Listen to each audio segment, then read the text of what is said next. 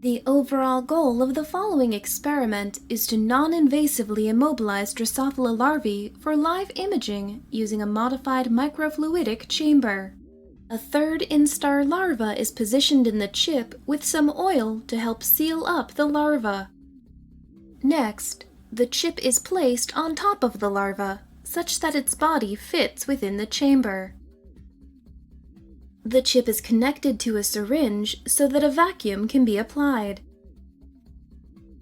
Motility of the larva becomes restricted, and structures in the ventral part of the animal are pushed close to the cover slip.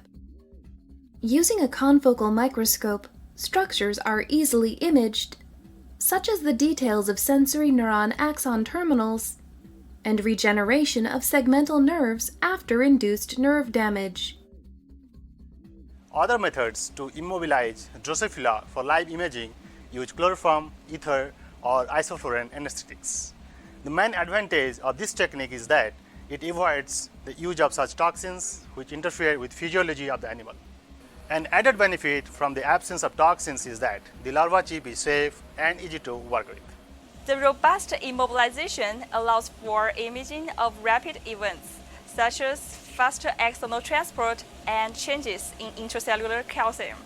A single larva can be immobilized and imaged in the chip multiple times. This allows for time-lapse imaging of processes that take place over the course of up to 72 hours.